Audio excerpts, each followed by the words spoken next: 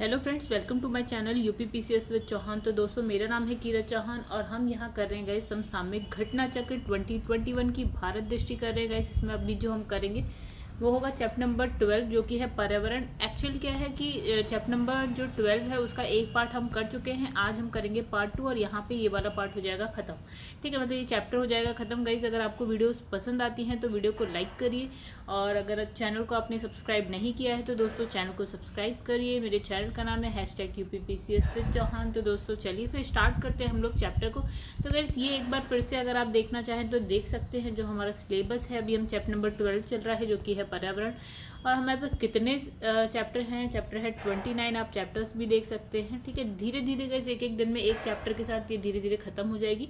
ठीक है, चलिए दोस्तों फिर हम क्या करते हैं, सितंबर तक, ये सितंबर एंड तक तो हो ही जाएगी खत्म। ठीक है दोस्तों, चलिए फिर हम देखते हैं कल हमने क्या किया गाइस। ये सारे जो पेजेस हैं हम कर चुके हैं। आइए देखते हैं कहाँ से हमें करना है। तो गाइस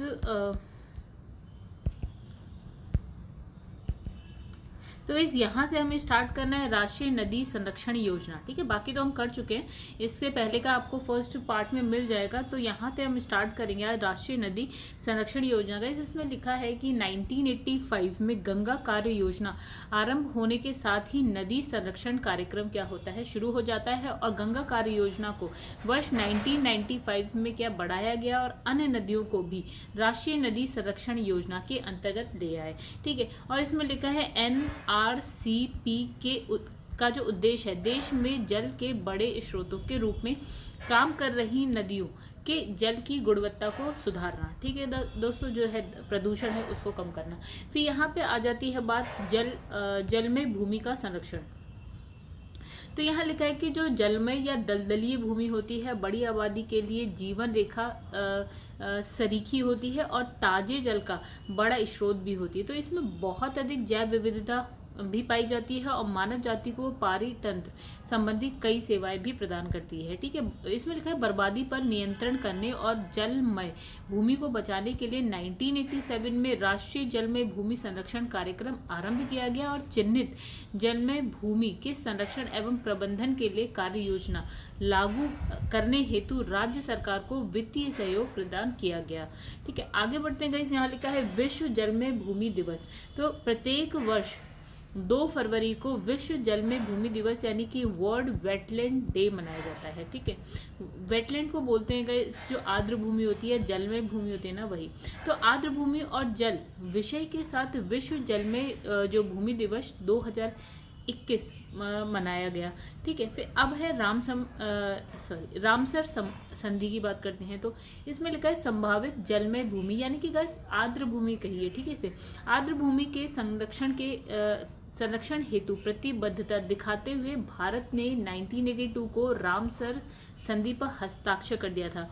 ठीक है गाइस, ये संधि वैसे है 1971 की, लेकिन भारत ने हस्ताक्षर 1972 को किया है। और इस संधि के अनुसार भारत अंतर्राष्ट्रीय सहयोग करेगा और जलमय भूमि के संरक्षण और बुद्धिमत्ता भरे प्रयोग के लिए राष्ट्रीय कार्य योजना बनाएगा। फिलहाल भारत में कितने रामसर क्षेत्र हैं? तो वो है 42। ठीक है, अब लिखा है राष्ट्रीय वन रोपण तथा पर्यावरण दिवस बोर्ड। तो देश में वन रोपण, पौधरोपण, पर्यावरण की बहाली और पर्यावरण के विकास की गतिविधियों को बढ़ावा देने के लिए 1992 को राष्ट्रीय वन रोपण तथा पर्यावरण विकास बोर्ड, ठीक है, यानी कि NAB की स्थापना हुई। गाइस ये है ओके। फिर इसमें लिखा है NAEB समाप्त हो रहे वन क्षेत्रों तथा वन क्षेत्रों से लगे भूमि और राष्ट्रीय उद्यानों, अभयारण्यों और अन्य संरक्षित क्षेत्रों तथा पर्यावरण की दृष्टि से कमजोर क्षेत्रों जैसे कि पश्चिमी हिमालय हो गया आपका, अरावली हो गया आपका, पश्चिमी घाट हो गया आदि के पुनर्विकास पर क्या विशेष ध्यान देता है। फिर लिखा है राष्ट्रीय वन रोपण कार्यक्रम योजना। तो राष्ट्रीय वन रोपण कार्यक्रम योजना NAP योजना भारत सरकार में NAEP की प्रमुख वन रोपण योजना है और 2000 से 2002 में आरंभ की गई ये योजना अपने क्रियान्वयन के पिछले 16 वर्षों में पूरे भारत में गई है और देश के 28 राज्य वन विभाग के जमीन पर वन विभाग एजेंसी और गांव के स्तर पर संयुक्त वन प्रबंधन समिति की दोहरी संस्थागत व्यवस्था के जरिए क्या है इसे क्रियान्वित कर रहे हैं। तो ये कार्यक्रम अब राज्य स्तर पर राज्य वन विकास एजेंसी, जिला वन विकास स्तर पर जिला वन विभाग स्तर पर क्या है वन विकास एजेंसी और ग्राम स्तर पर क्या है संयुक्त वन प्रबंधन समिति के त्रिस्तरीय के ढांचे से संचालित होता है। फिर लिखा है राष्ट्रीय हरित भारत अभियान। तो राष्ट्रीय हरित भारत अभियान जलवायु परिवर्तन पर राष्ट्रीय कार्य योजना के अंतर्गत चलने वाले 8 अभियानों में से एक है, जिसका लक्ष्य भारत के नष्ट होते वन आवरण को बचाना और बढ़ाना है ताकि जलवायु परिवर्तन के दुष्प्रभावों का मुकाबला किया जा सके। तो इसमें हरियाली बढ़ाने का सर्वांगीण दृष्टिकोण अपनाया गया है और कार्बन को अलग करने तथा उत्सर्जन में कमी जैसे लाभ के साथ पारी तंत्र की विभिन्न सेवाओं पर ध्यान केंद्रित किया गया है। राष्ट्रीय प्राकृतिक संसाधन प्रबंधन तंत्र। तो मंत्रालय की राष्ट्रीय प्राकृतिक संसाधन प्रबंधन तंत्र योजना पूर्ववर्ती योजना आयोग को योजना समिति और राष्ट्रीय प्राकृतिक संसाधन प्रबंधन तंत्र योजना का ही अंग है और ये जो है वर्ष 1985 से चल रही है। तो दोस्तों आगे पहुंचते हैं हम लोग। तो यहाँ लिखा है कि जो ये देश के प्राकृतिक संसाधनों की सूची तैयार करने, मूल्यांकन करने तथा निगरानी करने के लिए दूर संवेदी प्रौद्योगिकी का उपयोग करना ही PCNNRMS का मुख्य उद्देश्य है। चलिए दोस्तों पीछे देखते हैं हमने क्या छोड़ा है। हमने यहाँ पे छोड़ा है ये पेज, देखते हैं क्या है इस पेज में। तो वैसे यहाँ लिखा है वैश्विक जलवायु जोखिम सूचकांक 2021। आइए देखते हैं क्या है। तो इसमें लिखा है वैश्विक जलवायु जोखिम सूचकांक ग्लोबल क्लाइमेट रिस्क इंडेक्स विश्व के विभिन्न देशों और भूभागों में जलवायु संबंधी मौसमी घटनाओं यथा तूफान, बाढ़, लू, गर्म हवाएं आदि के द्वारा हुई क्षति का आकलन करना है। ठीक है, जो भी ये है इनसे जो भी क्षति हो रही है उसका आकलन। तो विदित हो कि GCRI में धीमी गति से होने वाली मौसमी गतिविधियों यथा समुद्री जल स्तर का बढ़ना, ग्लेशियर्स का पिघलना, समुद्री जल का गर्म होना या अम्लीकरण मतलब एसिडिफिकेशन इत्यादि को क्या है शामिल नहीं किया गया है। इन आंकड़ों की मदद से विभिन्न देशों की सरकारों को जलवायु जोखिम से बचने के लिए नीतियां बनाने में मार्गदर्शन प्राप्त होता है। तो लिखा 25 जनवरी 2021 को जर्मनी स्थित पर्यावरणीय और शोध संस्थान जर्मन वॉच द्वारा वैश्विक जलवायु जोखिम सूचकांक 2021 जारी किया गया। प्रतिवर्ष जारी किए जाने वाले इस सूचकांक का यह 16वां संस्करण है। ज्ञातव्य है कि वर्ष 2006 से 2019 तक जर्मन वॉच द्वारा इस सूचकांक को वार्षिक संयुक्त राष्ट्र जलवायु परिवर्तन शिखर सम्मेलन के दौरान जारी किया गया था, यानी कि कॉप के दौरान। लेकिन वर्ष 2020 में कॉप 26 के स्थगित होने के कारण इसे जलवायु अनुकूलन शिखर सम्मेलन 2021 के उद्घाटन के पूर्व क्या प्रकाशित किया गया और फिर वर्ष 2019 के दौरान मोजाम्बिक, जिम्बाब्वे, बहामास प्रतिकूल मौसमी घटनाओं से सर्वाधिक प्रभावित हुए। उल्लेखनीय है कि मार्च 2019 को मोजाम्बिक, जिम्बाब्वे, मलावी को प्रचंड उष्णकटिबंधीय चक्रवात इडाई का प्रकोप झेलना पड़ा। संयुक्त राष्ट्र महासचिव एंटोनियो गुटेरेस ने अपने अफ्रीका के इतिहास की सर्वाधिक खतरनाक जलवायु संबंधी आपदाओं में से एक घोषित किया था। ठीक है, तो वर्ष 2000 से 2019 तक की कालावधि में प्यूर्टोरिका म्यांमार हेतु प्यूर्टोरिका, म्यांमार और हेती प्रतिकूल मौसमी घटनाओं से सर्वाधिक प्रभावित हुए।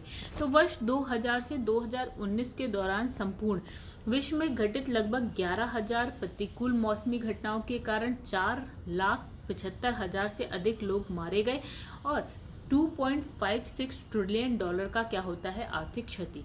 फिर 2019 में प्रतिकूल मौसमी घटनाओं से प्रभावित शीर्ष 10 देशों में से 8 देश निम्न में से निम्न मध्यम आय वर्ग से संबंधित हैं। फिर दोस्तों आगे बढ़ते हैं। यहाँ पे लिखा है कि जो GCRI 2021 के अनुसार 2019 में प्रतिकूल मौसमी घटनाओं से सर्वाधिक प्रभावित शीर्ष 10 देश में से भारत जो है 7वें स्थान पे है। और भारत में जून से सितंबर 2019 की कालावधि में सामान्य से 110% अधिक वर्षा हुई, जो कि वर्ष 1994 के बाद से सबसे अधिक वर्षा का रिकॉर्ड है। तो भारी वर्षा और बाढ़ की वजह से देश के 14 राज्यों में 1800 लोग जो है काल कवलित हो गए, यानी कि मारे गए, और जबकि 1.8 मिलियन लोगों को क्या विस्थापित होना पड़ा, मतलब अपनी जगह को छोड़ना पड़ा। पूरे मौसम सत्र के दौरान कुल मिलाकर 11.8 मिलियन लोग जो है प्रभावित हुए, जबकि अनुमानित 10 बिलियन डॉलर की आर्थिक क्षति हुई है। अब यहाँ लिखा है कि वर्ष 2019 में भारत में आए 8 उष्णकटिबंधीय चक्रवातों में से जो 6 चक्रवात हैं वो अत्यधिक विनाशकारी थे, और इसमें से सर्वाधिक विनाशकारी क्या था गाइस? फैनी चक्रवात रहा, जिसने मई 2019 में 28 मिलियन लोगों को प्रभावित किया है। ठीक है, 1 मिलियन बराबर होता है गाइस 10 लाख। ठीक है, तो इससे भारत और बांग्लादेश में 8.1 बिलियन डॉलर का आर्थिक नुकसान हुआ है। अब गाइज एक बार ये देखते हैं क्या है। यहाँ पे लिखा है कि GCRI 2001 सर्वाधिक प्रभावित शीर्ष 10 देश, जो 2019 का आंकड़ा है। ठीक है, 2019 का। तो गाइज यहाँ पे सबसे ज़्यादा प्रभावित है आपका मोज़ैम्बिक। कहाँ है गाइज? ये आपको मिलेगा अफ्रीका में। ठीक है, अफ्रीका के पास में, अफ्रीका का ही है गाइज ये। और फिर सेकंड नंबर पे आता है जिम्बाब्वे, अफ्रीका में। तो तीसरे नंबर पे आता है बहामास, फोर्थ नंबर पे है आपका जापान, देन मलावी है, अफगानिस्तान है, 7th नंबर पे आता है हमारा भारत। ठीक है, 8th नंबर पे है साउथ सूडान यानी कि दक्षिण सूडान, फिर नाइजर है और बोलीविया है। तो कैसे इसमें अधिकतर आप देख रहे हैं अफ्रीका के ज़्यादा हैं देश।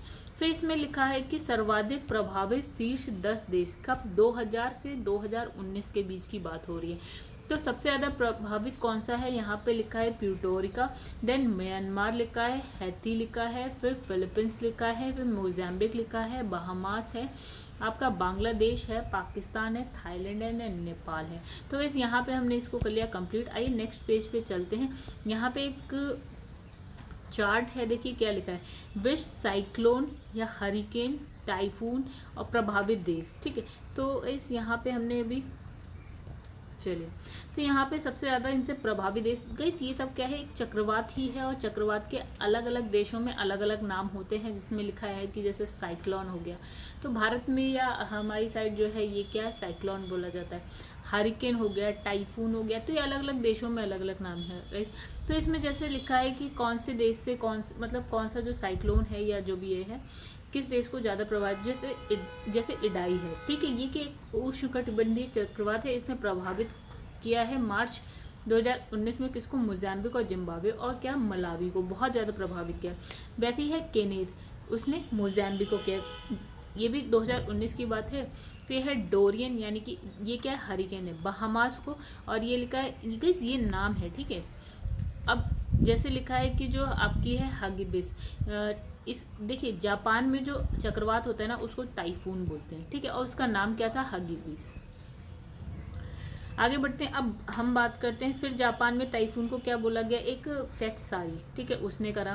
फिर भारत में तो हम जानते हैं चक्रवात या साइक्लोन बोला जाता है, एक आया था फेनी, 2019 मई की बात है। प्लूटोरिका में गए क्या बोलते हैं? आपका हरिकेन बोलते हैं, और यहाँ पे लिखा है उसका नाम मारिया। फिर लिखा है हैती, हैती में झीन, फिर हैती में गए सैंडी। तो गाइस नेक्स्ट हमारे पास है प्लूटोरिका है, जो कि इसमें यहाँ पे आया था मारिया। देन हैती में है जीन, सैंडी। फिर म्यांमार में देखिए क्या नाम लिखा है आपका, म्यांमार में है नरगिस, आपका फिलीपींस में आपका बोफा, फिलीपींस में हैन, फिलीपींस में है मांगखुट।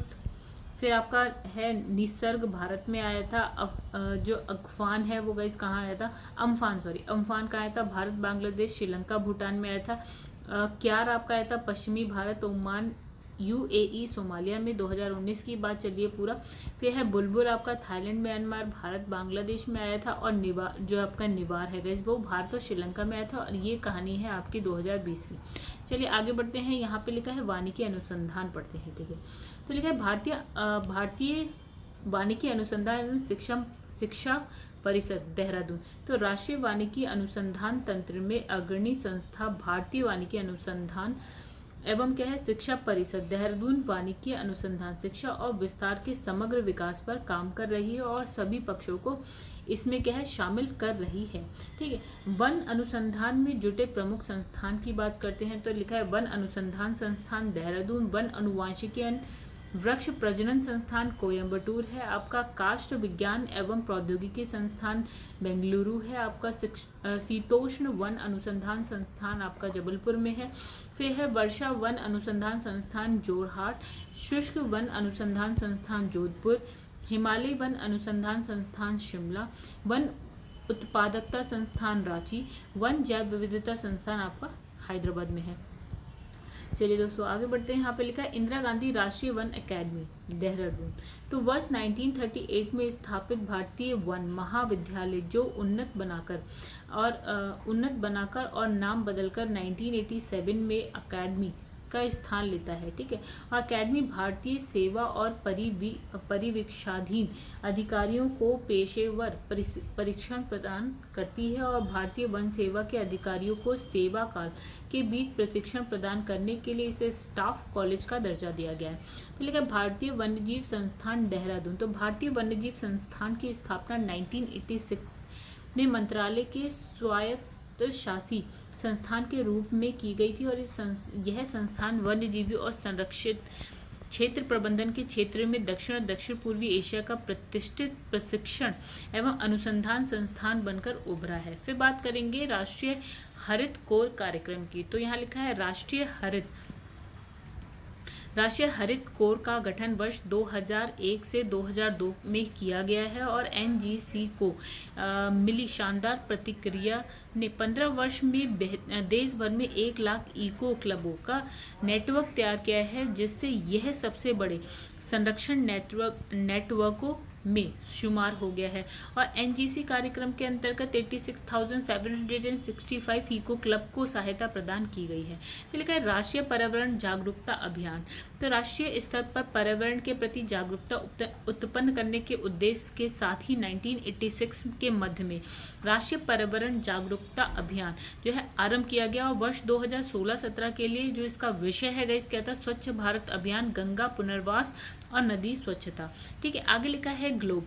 तो ग्लोब लर्निंग और क्या है observation to benefit the environment. ठीक है, यानी कि ग्लोब अंतरराष्ट्रीय पर्यावरण विज्ञान और शिक्षा कार्यक्रम है जो छात्रों, शिक्षकों, वैज्ञानिकों को वैश्विक पर्यावरण के अध्ययन के लिए क्या है एक साथ लाता है। फिर पर्यावरण, वन और जलवायु परिवर्तन मंत्रालय और अमेरिकी सरकार ने भारत में ग्लोब कार्यक्रम लागू करने के लिए वर्ष 2000 में एक समझौते पर हस्ताक्षर किया था।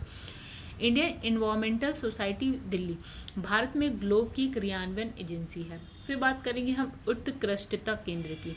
तो उत्कृष्टता केंद्र की योजना 6ठी पंचवर्षीय योजना में आरंभ की गई। योजना का उद्देश्य विश्वविद्यालयों, एनजीओ समेत प्रतिष्ठित संस्थानों, पेशेवर संगठनों, अन्य वैज्ञानिक एवं प्रौद्योगिकी संस्थानों को चुनिंदा सहयोग प्रदान करना ताकि वे मंत्रालय की आवश्यकताएं पूरी करने के लिए उसे विशिष्ट विषय क्षेत्र में राष्ट्रीय स्तर पर उन्नत केंद्र बन सके।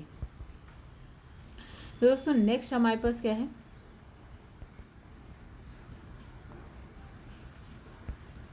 तो गाइस यहाँ पे लिखा है, देखिए लिखा है फिलहाल मंत्रालय के अधीन 7 उत्कृष्टता केंद्र कार्य कर रहे हैं।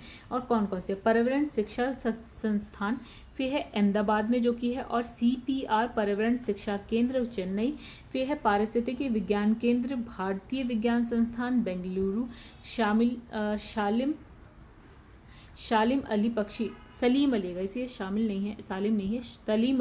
पक्षी विज्ञान एवं इतिहास केंद्र Coimbatore, centre for environment management and degradation ecosystem Delhi, Madras school of economics Chennai, foundation of revitalisation of local health tradition Bengaluru. ठीक है दोस्तों, चलिए पीछे वाले हम पेज पे देखते हैं हमने क्या छोड़ा है अभी।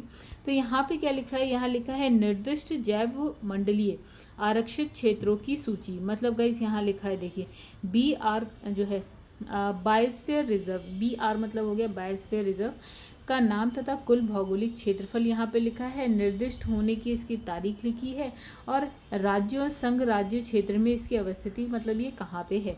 ठीक है, तो जैसे आपका लिखा है नीलगिरी, तो गाइस नीलगिरी 1986 में है, और यहाँ पे कौन कौन सी जगह है, तो इसमें है वायनाड पे है, नागरहोल, बांदीपुर एवं मुदुमलाई है, नीलाम्बुर, साइलेंट वैली है, सुरवनी हिल के भाग तमिलनाडु, केरल और कर्नाटका में है।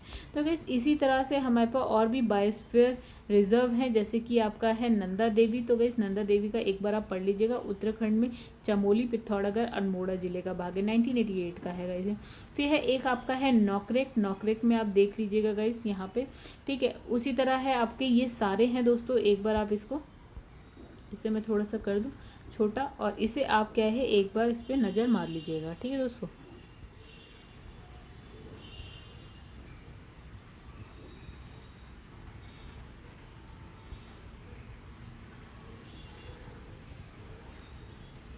चलिए एक बार कहानी हम देख लेते हैं। तो गाइस यहाँ पे देखिए नीलगिरी है, नंदा देवी है, नौकरेक है, मानस है, सुंदरबन है, मन्नार की खाड़ी, ग्रेट निकोबार है,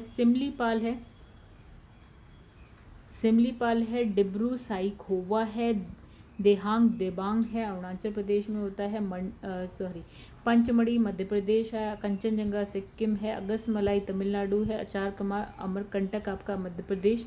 फिर गैस यहाँ पे छत्तीसगढ़ भी लिखा हुआ है, और यहाँ पे कच्छ हो गया तो ये गुजरात का आएगा, और फिर है कोल्ड डेजर्ट आपका कहाँ है, हिमाचल प्रदेश।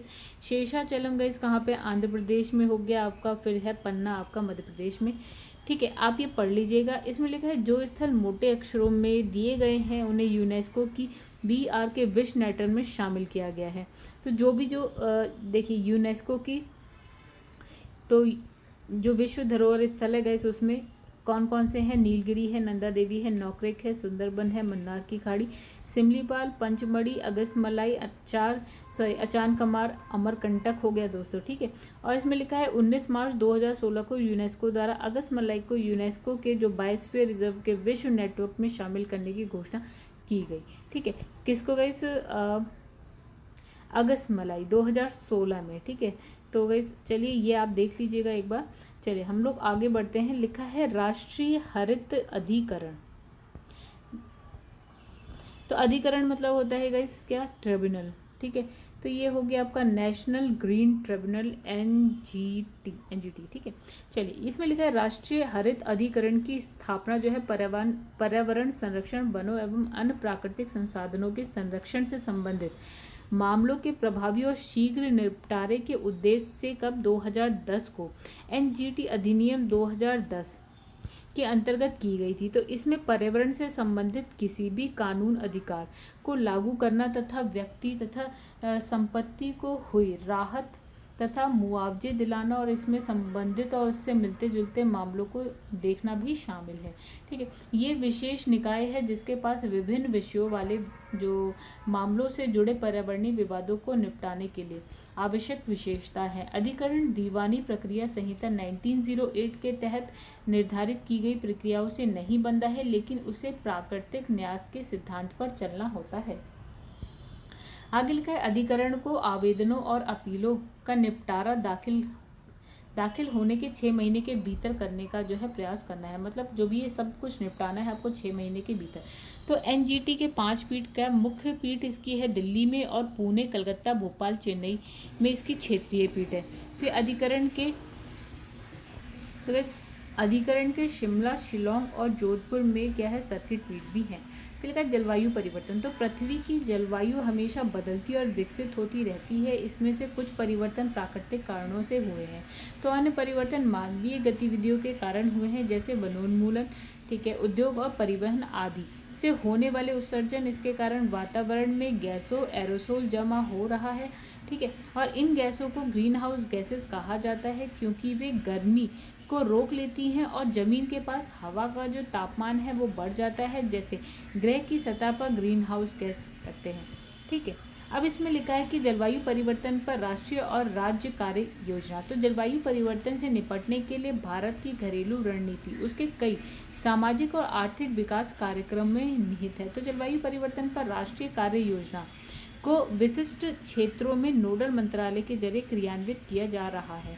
तो इस आगे बढ़ते हैं, यहाँ पे देखिए क्या लिखा है। तो इसमें लिखा है सौर ऊर्जा, अधिक ऊर्जा दक्षता, टिकाऊ कृषि, टिकाऊ आवास, जल, हिमालय परितंत्र पे आपका लिखा है हरित भारत और जलवायु परिवर्तन पर रणनीतिक ज्ञान के क्षेत्र में 8 राष्ट्रीय अभियान NAPCC के केंद्र में है। फिर लिखा है जलवायु राष्ट्रीय जलवायु परिवर्तन अनुकूलन कोष, ठीक है, फंड की बात करेंगे तो जो ये कोष है गाइस केंद्र की एक योजना है जिसे 12वीं जो पंचवर्षीय योजना है उसमें क्रियान्वित किया गया था। राष्ट्रीय कृषि और ग्रामीण बैंक विकास बैंक, ठीक है, राष्ट्रीय कृषि और एवं ग्रामीण विकास बैंक यानी कि नाबार्ड इसमें राष्ट्रीय क्रियान्वयन निकाय है, ठीक है। फिर लिखा है कोष का वास्तविक उद्देश्य क्या है, अनुकूलन की ठोस गतिविधियों में सहायता करना है जो समुदायों, क्षेत्रों, राज्यों के सामने आ रहे जलवायु परिवर्तन के दुष्प्रभावों को कम करने वाले राज्य और केंद्र सरकार की योजनाओं के लिए जरिए जारी गतिविधियों में नहीं आती है। अब इसमें लिखा है राष्ट्रीय जलवायु भेद्यता आकलन रिपोर्ट। तो गाइस ये विज्ञान एवं प्रौद्योगिकी विभाग के सचिव, क्या नाम है, आशुतोष शर्मा द्वारा जारी किया गया। तो इस रिपोर्ट का शीर्षक भारत में अनुकूलन संबंधी योजना के लिए एक साझा फ्रेमवर्क का उपयोग करते हुए जलवायु भेद्यता आकलन है। तो इस रिपोर्ट में क्या है, 8 पूर्वी राज्य यानी कि झारखंड, मिजोरम, ओडिशा, छत्तीसगढ़, असम, बिहार, अरुणाचल प्रदेश, वेस्ट बंगाल को जलवायु परिवर्तन की दृष्टि से अत्यधिक संवेदनशील माना गया है। तो इस रिपोर्ट में वर्तमान जलवायु संबंधी जोखिमों और भेद्यता के प्रमुख कारणों के दृष्टिकोण से भारत के सबसे संवेदनशील राज्यों और जिलों की पहचान की गई है। तो दोस्तों नेक्स्ट इसमें लिखा है जलवायु परिवर्तन कार्यक्रम। तो मंत्रालय जनवरी 2014 से ही जलवायु परिवर्तन कार्यक्रम नाम की योजना का क्रियान्वयन कर रहा है, जिसका उद्देश्य वैज्ञानिक और नीतिगत कार्यक्रमों के लिए उचित संस्थागत ढांचा जो है स्थापित करते हुए सतत विकास के संदर्भ में जलवायु परिवर्तन से संबंधित कार्यों का क्रियान्वयन करते हुए देश में जलवायु परिवर्तन के मूल्यांकन हेतु वैज्ञानिक और विश्लेषक क्षमता निर्मित करना और मजबूत करना है, ठीक है गाइस। यहाँ लिखा है पेरिस संधि पढ़ते हैं, चलिए। भारत ने वर्ष 2016 में UNFCCC की पेरिस संधि को अंगीकार कर लिया। पेरिस संधि तथा उसके घटकों के क्रियान्वयन के लिए कार्य योजना तैयार की जा रही है। तो गाइस आगे यहाँ पे लिखा है, तो गाइस यहाँ लिखा है ओजोन प्रकोष्ठ, यानी कि यहाँ पे फर्स्ट है कि ओजोन परत का संरक्षण लिखा है। ओजोन ऑक्सीजन के 3 परमाणुओं से बना क्या होता है, अणु होता है जो सूर्य से तीव्र ऊर्जा वाले जो परावैंगनी विकिरण यानी अल्ट्रावायलेट रेज होती है ना के द्वारा पृथ्वी के वातावरण के ऊपरी स्तरों में ऑक्सीजन से जो है प्राकृतिक रूप से बनती हैं, ठीक है। तो ये परावैंगनी जो किरणें सूर्य से आती हैं उनको रोकती है, ठीक है। परावैंगनी विकिरण ऑक्सीजन के अणुओं को क्या है विखंडित कर देता है, जो परमाणुओं को जो है मुक्त कर देता है, जिसमें से कुछ ऑक्सीजन अन्य अणुओं से मिलकर क्या बनाते हैं, ओजोन का निर्माण करते हैं। तो इस प्रकार बनी लगभग 90% जो ओजोन है पृथ्वी की सतह से 10 से 50 किलोमीटर ऊपर रहती है, जिसे वायुमंडल का क्षेत्र कहते हैं, यानी कि स्ट्रेटोस्फीयर में रहती है ओजोन परत, ठीक है। और वातावरण के इस हिस्से में पाई जाने वाली ओजोन को ओजोन की परत कहते हैं। अब लिखा है ओजोन की परत सूर्य से निकलने वाली जो हानिकारक यूवी यानी कि अल्ट्रावायलेट या पराबैंगनी विकिरण को क्या करती है, समूचा सोख लेती है और ये पौधों पशुओं की यूवी विकिरण से बचाते हैं। और यूवी विकिरण से त्वचा कैंसर हो सकता है, मोतियाबिंद हो सकता है और शरीर की प्रतिरोधक क्षमता जो है यानी कि इम्यूनिटी पावर वो भी कम हो सकती है और फसलों की जो है उपज वो घट सकती है। फिर लिखा है इसी कारण क्या होता है 1985 में ओजोन परत के संरक्षण हेतु क्या होता है, वियना संधि की जाती है। तो 1987 में ओजोन परत को नष्ट करने के लिए पदार्थों पर क्या मॉन्ट्रियल प्रोटोकॉल आता है। तो गाइस ये दोनों इंपॉर्टेंट है, वियना संधि और मॉन्ट्रियल प्रोटोकॉल। फिर लिखा है मॉन्ट्रियल प्रोटोकॉल का काम ओजोन को नष्ट करने वाले जो पदार्थ का उत्पादन और जो खपत है उसको समाप्त करना है। ओजोन परत को जो भी नष्ट करता है उसके उत्पादन खपत को खत्म करना है। भारत ओजोन परत के संरक्षण के लिए हुई वियना संधि और ओजोन परत नष्ट करने वाले पदार्थों पर जो मॉन्ट्रियल प्रोटोकॉल तथा उसमें होने वाले सभी संशोधन और परिवर्तन में शामिल है। एक है पर्यावरण वन जलवायु परिवर्तन मंत्रालय ने संधि के प्रभावी एवं सामयिक क्रियान्वयन के लिए और ओजोन को नष्ट करने वाले पदार्थों को समाप्त करने के लिए आवश्यक सेवाएं प्रदान करने हेतु राष्ट्रीय ओजोन इकाई के रूप में ओजोन प्रकोष्ठ की स्थापना की है। आगे बढ़ते हैं दोस्तों, लिखा है वियना संधि। तो ओजोन परत के संरक्षण हेतु वियना संधि और ओजोन परत को हानि पहुंचाने वाले पदार्थों पर मॉन्ट्रियल प्रोटोकॉल वायुमंडलीय ओजोन के संरक्षण के लिए विशिष्ट अंतरराष्ट्रीय संधि है। मॉन्ट्रियल प्रोटोकॉल इतिहास में सबसे सफल अंतरराष्ट्रीय पर्यावरण संधि माना गया है, जिसे सभी ने स्वीकार किया है और दुनिया में संयुक्त राष्ट्र के सभी 197 सदस्य देश वियना संधि और मॉन्ट्रियल प्रोटोकॉल में शामिल हैं। तो मॉन्ट्रियल प्रोटोकॉल के क्रियान्वयन के 19 वर्षों के दौरान इस संधि के तहत असाधारण अंतर्राष्ट्रीय सहयोग ने क्या लिखा है, CFC और CTC और हैलोन जैसे ओजोन को नुकसान पहुंचाने वाली कई प्रमुख पदार्थ का उत्पादन और जो उसका उपभोग है 2010 से बंद कर दिया है। ठीक है, आगे बढ़ते दोस्तों, मरुस्थलीकरण से निपटने के लिए क्या है, संयुक्त राष्ट्र संधि। तो लिखा है कि भूमि के क्षरण और मरुस्थलीकरण को, मतलब जो भूमि अभी जहाँ पे मरुस्थलीकरण नहीं है वहाँ पे भी उसका अगर विस्तार हो रहा है, तो वही है मरुस्थलीकरण को रोकने और भूमि वापस प्राप्त करने की चिंता कई राष्ट्रीय नीतियों में परिलक्षित होती है, जैसे राष्ट्रीय जल नीति 2012, राष्ट्रीय वन नीति 1988, राष्ट्रीय कृषि नीति 2000, वन संरक्षण अधिनियम 1980, पर्यावरण संरक्षण अधिनियम 1986, राष्ट्रीय पर्यावरण नीति 2006, राष्ट्रीय कृषि नीति 2007, राष्ट्रीय वर्षा जल संचित क्षेत्र प्राधिकरण 2007। तो भारत ने वर्ष 1994 में मरुस्थलीकरण से निपटने की संयुक्त राष्ट्र की जो संधि पर हस्ताक्षर किया है पर्यावरण वन और जलवायु परिवर्तन मंत्रालय, जो UNCCD के लिए भारत सरकार का नोडल मंत्रालय है और संधि से संबंधित सभी मामलों के समन्वयन के लिए मरुस्थलीकरण प्रकोष्ठ मंत्रालय के भीतर नोडल बिंदु है। तो आगे बढ़ते हैं, लिखा है अंतर्राष्ट्रीय सहयोग और सतत विकास। तो लिखा है मंत्रालय का अंतर्राष्ट्रीय सहयोग एवं सतत विकास विभाग जो है अंतर्राष्ट्रीय पर्यावरण सहयोग और सतत विकास से संबंधित मामले का समन्वय करता है, जिससे सतत विकास के लक्ष्य भी शामिल है। लिखा है संयुक्त राष्ट्र पर्यावरण कार्यक्रम UNEP। तो भारत जो है UNEP का सदस्य है, प्रतिवर्ष UNEP पर्यावरण कोष में $1 लाख का वार्षिक वित्तीय योगदान करता है। कौन? भारत। तो UNEP के अंतर्राष्ट्रीय संसाधन समूह 33 सदस्यों में से 3 इस समय क्या है, भारत से हैं। ठीक है, मंत्रालय जो है IRP संचालन समिति का सदस्य है। ये IRP UNEP की संसाधन कुशलता, सतत उपभोग और उत्पादन उप कार्यक्रम में मदद करता है और ये सरकारी नीति निर्माताओं, उद्योग, समाज के लिए व्यवहारिक समाधान तैयार करने के इरादे से दुनिया की सबसे गंभीर संसाधन समस्याओं का क्या है, आकलन कर रहा है। The globe environment facility. तो लिखा द ग्लोबल एनवायरमेंट फैसिलिटी की बात करें तो भारत ग्लोबल एनवायरमेंट फैसिलिटी का संस्थापक सदस्य है और 1991 में स्थापित GIF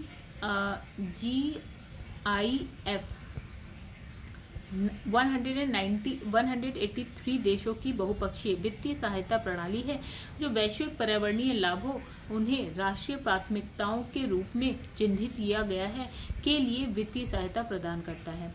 तो GIF के कार्य जैव विविधता संधि, संयुक्त राष्ट्र जलवायु परिवर्तन प्रारूप संधि, फिर संयुक्त राष्ट्र मरुस्थलीकरण रोधी संधि, स्टॉकहोम POP संधि, मीना माता पारा संधि जैसे बहुपक्षीय पर्यावरण संधियों के सदस्यों के सम्मेलन से मिलने वाले निर्देश के अनुसार तय किया जाता है। फिर लिखा है जो आपका GIF के अनुदान 5 केंद्रीय क्षेत्रों जैव विविधता, जलवायु परिवर्तन, भू संरक्षण, अंतर्राष्ट्रीय जल और रसायन कचरा के अंतर्गत प्रदान किए जाते हैं। तो दोस्तों आगे यहाँ पे एक कुछ है जो कि लिखा है जम्मू और कश्मीर जैव विविधता परिषद।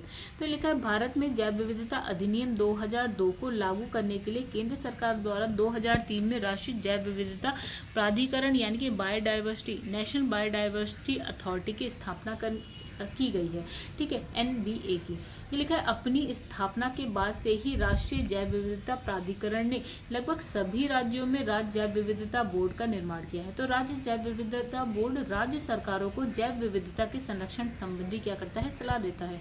फिर हाल ही में जम्मू कश्मीर प्रशासन द्वारा जैव विविधता परिषद के गठन की मंजूरी दी गई है और ये परिषद राज्य की जैव विविधता के संरक्षण का कार्य करेगी और जैव विविधता के संरक्षण से जुड़े सभी प्रकार के निकायों को सहयोग जो है प्रदान करेगी। फिर लिखा है कि जम्मू कश्मीर सरकार के सामान्य प्रशासन विभाग द्वारा जारी एक आदेश के अनुसार जम्मू एवं कश्मीर जैव विविधता परिषद के गठन को मंजूरी दी गई है। इस परिषद के जो अध्यक्ष हैं अतिरिक्त कुल 10 सदस्य शामिल होंगे, मतलब एक अध्यक्ष के अतिरिक्त 10 सदस्य। फिर लिखा है कि इन सदस्यों में से 5 आधिकारिक पदेन सदस्य और 5 जो है गैर आधिकारिक सदस्य होंगे। तो इस परिषद के अध्यक्ष जम्मू और कश्मीर के प्रधान मुख्य वन संरक्षक होंगे और इसमें लिखा है कि जम्मू कश्मीर के वन अनुसंधान संस्थान निदेशक परिषद के सदस्य सचिव के रूप में कार्य करेंगे। तो इस नेक्स्ट लाइन पे लिखा है कि परिषद के अन्य पदेन सदस्यों में जो प्रमुख वन जीव वार्डन जम्मू कश्मीर वन परिस्थिति पर्यावरण विभाग अतिरिक्त सचिव के नीचे का अधिकारी नहीं के प्रतिनिधि, फिर है ग्रामीण विकास तथा पंचायती राज विभाग का प्रतिनिधि अतिरिक्त सचिव के नीचे का अधिकारी नहीं होगा, और फिर है कृषि उत्पादन एवं किसान कल्याण विभाग प्रतिनिधि अतिरिक्त सचिव के नीचे का अधिकारी नहीं शामिल होंगे, ठीक है। फिर लिखा है जो परिषद के गैर आधिकारिक सदस्यों में पूर्व क्या है IFS अधिकारी डॉक्टर CM सेठ, डॉक्टर सुनील वर्मा, डॉक्टर क्या अंजार खूरो, डॉक्टर ओम प्रकाश शर्मा और प्रोफेसर गीता सुम्बली शामिल हैं। गैर आधिकारिक सदस्यों का जो कार्यकाल है वो 3 वर्ष का होगा। ये परिषद जैव विविधता अधिनियम 2002 और जैव विविधता नियम 2004 के प्रावधानों के अनुसार कार्य करेगी। फिर गाइस यहाँ लिखा है जम्मू और कश्मीर जैव विविधता परिषद राष्ट्रीय जैव विविधता प्राधिकरण के परामर्श से जैव विविधता संबंधी मुद्दों के संदर्भ में मंजूरी प्राप्त करने के प्रारूप और प्रक्रियाओं को अधिसूचित करेगी। फिर यह परिषद स्थानीय निकायों के प्रतिनिधियों की मदद से जैव विविधता पंजिका यानी कि रजिस्टर बनाएगी, जिससे इस केंद्रीय प्रदेश की जैव विविधता का दस्तावेजीकरण किया जाएगा। फिर लिखा है जम्मू कश्मीर जैव विविधता परिषद निधि। तो गाइस इसमें लिखा है जैव विविधता परिषद में वित्त विभाग की सहमति से एक कोष के गठन का प्रावधान किया गया है, जिसे जम्मू एवं कश्मीर जैव विविधता परिषद निधि के रूप में जाना जाता है। इस परिषद द्वारा प्राप्त सभी शुल्कों, फीस, साझा लाभ की राशि को इस कोष में जमा किया जाएगा, ठीक है दोस्तों। नेक्स्ट गाइस यहाँ पे ये चैप्टर जो है हमारा पर्यावरण होता है समाप्त। गाइस अगर आपको वीडियो पसंद आई है तो प्लीज़ वीडियो को लाइक करिए। कुछ कमेंट करना है आप कमेंट में बता सकते हैं, कुछ भी आपको बात कहनी है। अगर वीडियो पसंद आई हो तो प्लीज़ वीडियो को शेयर भी करिएगा गाइस। और आपने अगर चैनल को अभी तक सब्सक्राइब नहीं किया है तो गाइस चैनल को सब्सक्राइब करिएगा, जो कि है UP PCS विद चौहान। तो दोस्तों चलिए अब हम क्या करेंगे, अपनी नेक्स्ट वीडियो में मिलते हैं आपके साथ अपने नेक्स्ट चैप्टर के साथ, ठीक है गाइस। तब तक के लिए धन्यवाद।